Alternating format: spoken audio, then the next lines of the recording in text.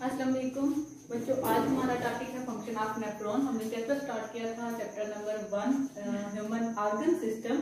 तो इसमें last time जो हमने लेक्चर स्टडी किया था वो था कि स्ट्रक्चर ऑफ नेफ्रॉन। हम एक्सटडी सिस्टम स्टडी कर रहे थे, हमने स्ट्रक्चर ऑफ किडनी स्टडी किया, उसके बाद नेफ्रॉन स्टडी किया। आज हमने देखना है कि जो नेफ्रॉन का स्ट्रक्चर हमने देखा था वो फंक्शन कैसे परफॉर्म करता है। ठीक है, तो बच्चों सबसे पहले आप लोग बुक खोलें, पेज नंबर 11 है आप लोगों का, चैप्टर नंबर 1 पेज नंबर 11 में देखिए फंक्शन ऑफ नेफ्रॉन लिखा हुआ है, हमें ये स्टडी करना है। ठीक है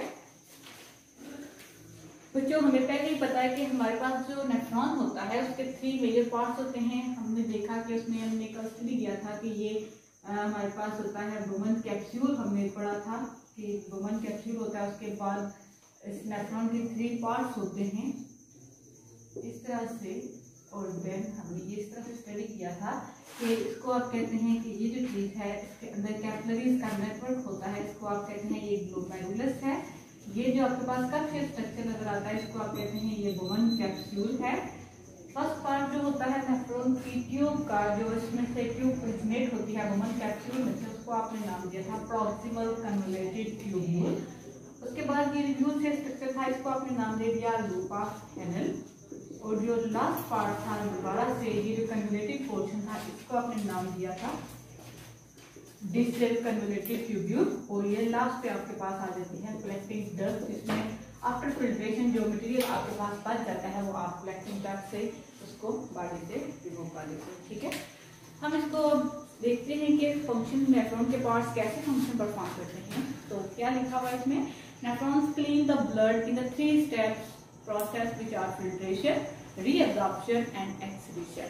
नेफ्रॉन अगर ब्लड की फिल्ट्रेशन कर रहा है तो उसके 3 स्टेप्स में ये फिल्ट्रेशन होती है। सबसे पहला जो स्टेप होगा उसमें आप कहते हैं कि फिल्ट्रेशन होती है। ठीक है, फिल्ट्रेशन। देन आप कहते हैं रीअब्जॉर्प्शन होती है। रीअब्जॉर्प्शन पे जो लास्ट पोर्शन है वो आ जाता है आपके पास एक्सक्रीशन।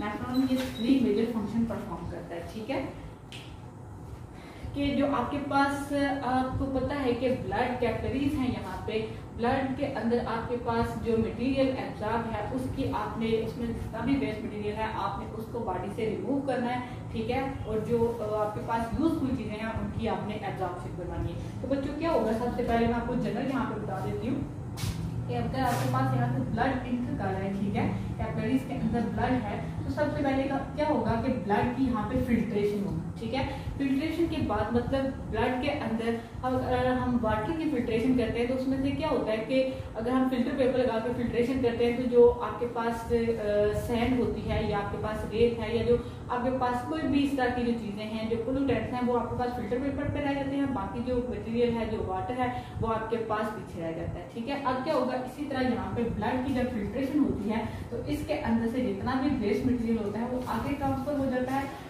और जो यूजफुल चीजें हैं उनकी आपने एब्जॉर्प्शन करवानी है और देन रीअब्जॉर्प्शन करवानी है और उसके बाद आप इसको बॉडी से एलिमिनेट कर देते हैं।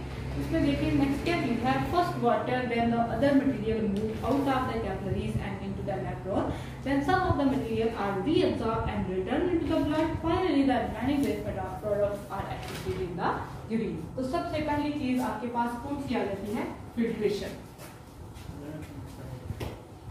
कि आपने फिल्ट्रेशन कैसे करवानी है ब्लड की नेफ्रॉन की वजह से। ठीक है, फर्स्ट स्टेप है आपके पास फिल्ट्रेशन।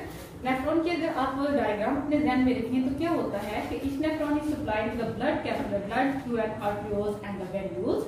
कि आपके पास अगर आपको याद हो मैं यहाँ पे स्ट्रक्चर ज्यादा देती हूँ नेफ्रॉन के पार्ट्स का, इस तरह से अगर पार्ट हो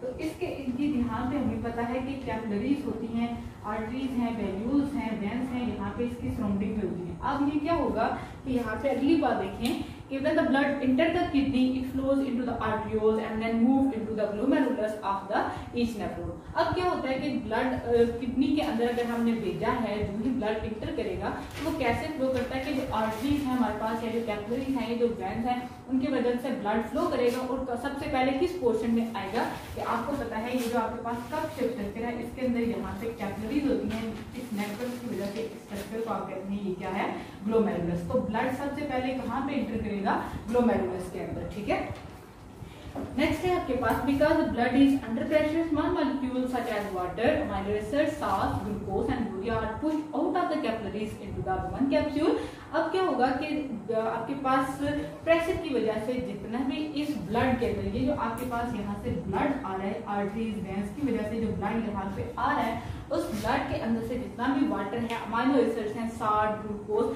ये जो सारी चीजें हैं ये सारी की सारी कहाँ पे जाएंगी?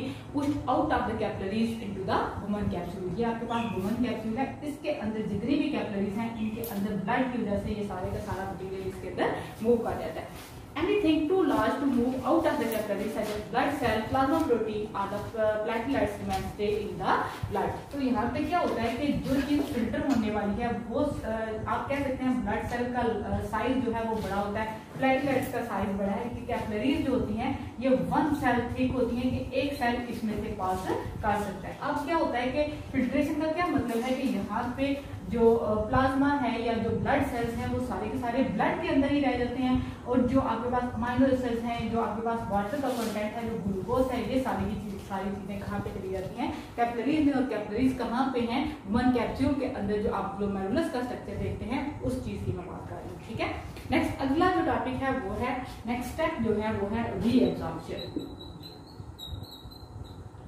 रीएब्जॉर्प्शन बच्चों किस चीज की करवानी है कि जो आपके पास यहाँ पे कैपिलरीज के अंदर जो मटेरियल आया है, जो आपको बताया कि वाटर आ सकता है, आपके पास ग्लूकोज है, अमाइनो एसिड्स हैं, ये जो चीजें हैं इनकी आपने रीएब्जॉर्प्शन करवानी है। आपके पास वाटर भी यूजफुल है, अमाइनो एसिड्स भी यूजफुल है, आपके पास प्रोटीन का कंटेंट है, ये चीजें आपके पास यूजफुल है। आपने यहाँ से आप इनकी क्या करवानी है? रीएब्जॉर्प्शन करवानी है। ठीक है, the material in woman capsule are called as filtrate। अब यहाँ पे आफ्टर फिल्ट्रेशन जो चीज बच गई, यहाँ पे आपने ब्लड की फिल्ट्रेशन करवाई है, फिल्ट्रेट के बाद ये जो चीज बच गई जो वुमन कैप्सूल में आई है, इसको आप नाम दे देते हैं, ये कौन सी चीज है?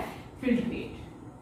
क्योंकि आपने ब्लड की फिल्ट्रेशन करवाई है और फिल्टर के बाद जो चीज आई है वो क्या चीज है? यहाँ पे जो मटेरियल आपने ब्लड से निकाला, मतलब वाटर हो गया, ग्लूकोज वगैरह, ये चीजें। The nephron process about 180 liter of the filtrate every day, yet only about 1% is excreted as urine। अब वो कहता है कि इस नेफ्रॉन के अंदर अगर आप देखें तो तकरीबन एक दिन में कितना फिल्ट्रेट आता है। ये जो फिल्ट्रेट की बात करें इसके अंदर तकरीबन 180 लीटर तक फिल्ट्रेट यहाँ पे आता है, और इसके अगर फिल्ट्रेशन हो तो आपके पास यूरिन कितना आएगा एक दिन में? तकरीबन इसमें से सिर्फ 1%, अगर हम 100% की बात करते हैं, यहाँ पे 100% आपके पास फिल्ट्रेट है, तो फिल्ट्रेट मतलब जो आपके पास वाटर का कंटेंट है, अमाइनो एसिड्स हैं, आपके पास 100 मॉलिक्यूल्स हैं, तो उनमें से सिर्फ 1% यहाँ पे कौन सी चीज बनती है?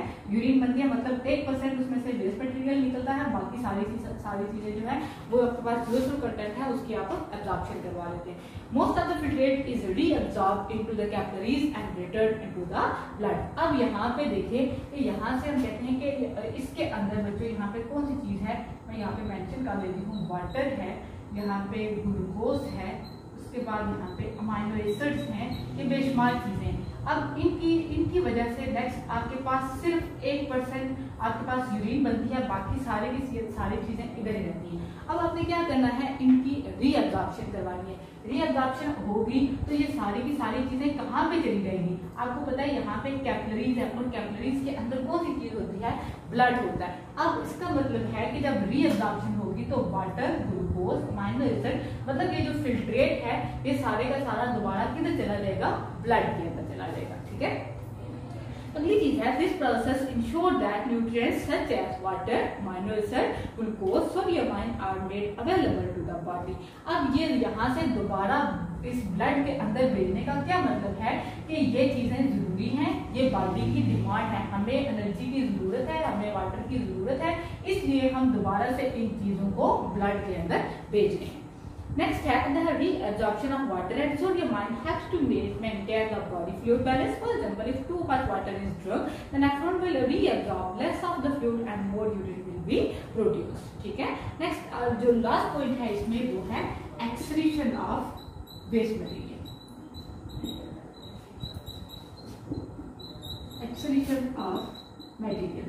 बच्चों ये जो पॉइंट है इसको आप देखें गौर से कि मैंने कहा कि यहाँ पे आपके पास ये चीजें यहाँ से एब्जॉर्ब होगी, 1% आपके पास क्या बच गया, यूरिन। मतलब फर्स्ट करें आपके पास 1% यूरिन बच गया। यूरिन आपके पास क्या चीज है, यूरिन आपके पास वेस्ट मटेरियल है, ठीक है।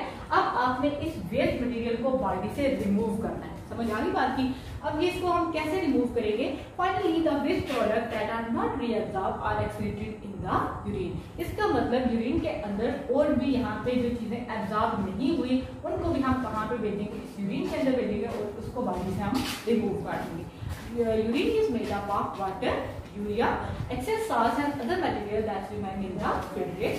These materials include ions such as potassium and hydrogen ions. Removal of some of these ions help to maintain homeostasis by keeping the acidity of blood within the normal limits. Filtrate move out of the novel capsule and is concentrated into the loop of funnel. इसी तरह जब यहाँ पे आप देखें कि आप कहते हैं कि यहाँ पे वाटर था, ग्लूकोज था, अमाइनो एसिड था, ये सोडियम के आयंस थे या पोटेशियम आयन था, इनमें से कुछ चीजें तो एब्जॉर्ब हो जाएंगी। मतलब वाटर के आपके पास अगर 100 मॉलिक्यूल्स थे तो वो 100 में से हो सकता है 80 मॉलिक्यूल रीअब्जॉर्ब हो जाए और 20 आपके पास पीछे बाकी, जो 20 होंगे वो आपके पास वेस्ट मटेरियल है। वो वेस्ट मटेरियल कहाँ पे जाएगा, यूरिन के अंदर, ठीक है। अब आपने उस यूरिन को बॉडी से एलिमिनेट करना है। तो वो कैसे एलिमिनेट होगा कि सबसे पहले वो इस नेफ्रॉन के फर्स्ट पार्ट में जाएगा, जो ट्यूब का पोर्शन था, इसमें ट्यूब ओरिजिनेट हो रही थी वुमन कैप्सूल के अंदर से, इसको आपने प्रॉक्सिमल कन्वोल्यूटेड ट्यूब्यूल कहा था, उसके अंदर जाएगा। देन यही जो चीज है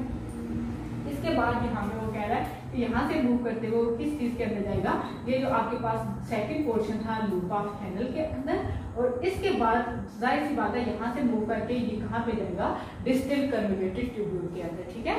the urine then moves into the collecting duct, from there it flows through the ureter into the urinary bladder. The adult bladder can hold about 1 litre of the urine before it must be emptied when the blood is full. अब वो कहता है कि यहाँ से आपके पास collecting duct के बाद ये जो इसके डिस्टल कन्वोल्यूटेड ट्यूब्यूल के बाद जो अगला पोर्शन आपके पास ये वाला आता है ट्यूब वाला पोर्शन, इसको आप कहते हैं कन्वोल्यूटेड ट्यूब्यूल। तो मतलब यूरिन और वेस्ट प्रोडक्ट कहाँ पे आ गया, कन्वोल्यूटेड ट्यूब्यूल के अंदर।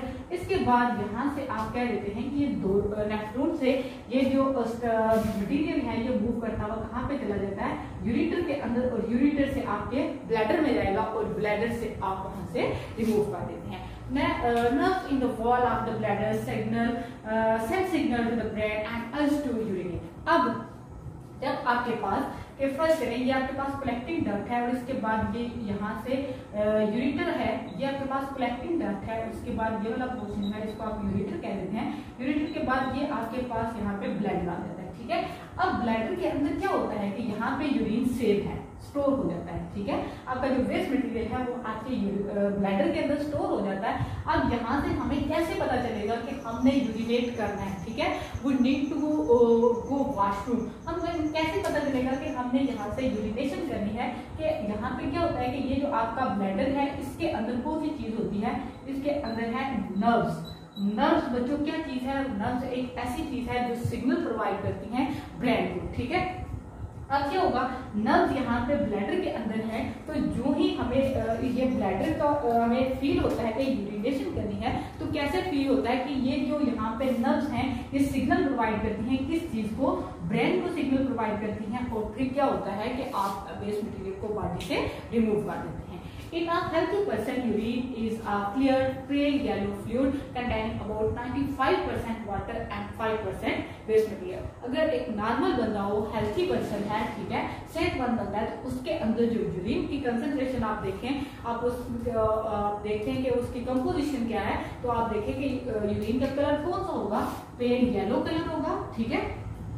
और उसके अंदर कंपोजिशन देखें तो उसके अंदर 95% तक होता है वाटर का कंटेंट, ठीक है, 95% तक यूरिन के अंदर वाटर होता है और 5% तक उसके अंदर अदर वेस्ट मटेरियल या बाकी जो वेस्ट मटेरियल होता है, हम कह सकते हैं ग्लूकोज का कोई कंटेंट हो सकता है, आपके पास अमाइनो एसिड्स हो सकते हैं, कुछ सेल्स वगैरह हो सकते हैं। ये जो चीज है ये कितना है, 5% कंटेंट होता है और 95% चीज आपके पास क्या होती है, वाटर। तो इस तरह आप बॉडी से इसको रिमूव कर देते हैं। तो आज आपसे पढ़ा है फंक्शन ऑफ नेफ्रॉन। अब इसके रिलेटेड अगर क्वेश्चंस हैं तो हम एक्सरसाइज में देख लेते हैं। आप इसमें देखें, एक्सरसाइज पे बच्चों चलें तो एमसीक्यूज देखें। इसमें एमसीक्यूज नंबर 7 है, कितनी एलिमिनेट वेस्ट बाय फिल्टरिंग, कितनी एलिमिनेट करता है वेस्ट प्रोडक्ट को, किस चीज की फिल्ट्रेशन करती है, मतलब हमारे पास वेस्ट मटेरियल कहाँ से आता है, हम किस चीज की फिल्ट्रेशन करते हैं। तो बच्चों यहाँ पे पहले आपको बताया कि ब्लड की फिल्ट्रेशन होती है, ब्लड के अंदर से हम चीजें निकालते हैं और जब जो वेस्ट मटेरियल होता है उसको बॉडी से रिमूव कर देते हैं और जो यूजफुल चीजें होती हैं उनकी हम एब्जॉर्प्शन कर लेते हैं या एब्जॉर्प्शन करवा देते हैं। यहाँ पे जो एमसीक्यू 7 का जो ऑप्शन है वो है कितनी eliminate waste by filtering water, fluid, urine या ब्लड। तो यहाँ पे कौन सा ऑप्शन आएगा, ऑप्शन डी, कि किस चीज की फिल्ट्रेशन होती है, ब्लड की। नेक्स्ट 8 नंबर एमसीक्यू है blood continuously enter the kidney through blood vessels called, kidney के अंदर ब्लड कहाँ से आता है, तो आपके पास यहाँ पे ऑप्शन बी है, पल्मोनरी वेन। नेक्स्ट है urea is often a waste product form by, तो बच्चों ये आपके पास पेज नंबर 11 पे आपके पास एक ब्लू बॉक्स है, इस पे लिखा हुआ है पेज नंबर 11 पे डू यू नो लिखा हुआ है urea is a waste product produced by break down of protein. तो इसमें देखें कि यूरिया क्या चीज है, यूरिया एक ऐसी चीज है जो किस चीज से बनती है, जब ब्रेक डाउन होता है प्रोटीन का तो आपके पास नई चीज बन जाती है जिसको आप यूरिया कहते हैं। तो यहाँ पे एमसीक्यूज है आपके पास, urea is often a waste product form from, तो एमसीक्यूज में ऑप्शंस दिए हुए हैं, लास्ट वाला एमसीक्यूज ऑप्शन है डी, ब्रेकडाउन ऑफ प्रोटीन। तो ये आप इसमें निशान लगाएं। The tube that carries urine from each kidney to bladder is, कि वो कौन सी ट्यूब है जो ब्लैडर तक यूरिन को लेके आती है, तो वो कौन सी ट्यूब आपको बताई है, यूरेटर। ठीक है।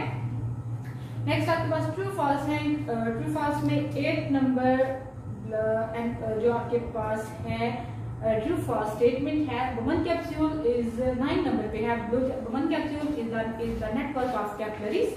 तो आपके पास वुमन कैप्सूल जो है वो कप शेप स्ट्रक्चर होता है, उसके अंदर कैपिलरीज नहीं होती, आपके पास ग्लोमेरुलस होता है, नेटवर्क ऑफ कैपिलरीज, तो इसको आप फॉल्स कंसीडर करें। ठीक है। नेक्स्ट जो अगली चीज है वो है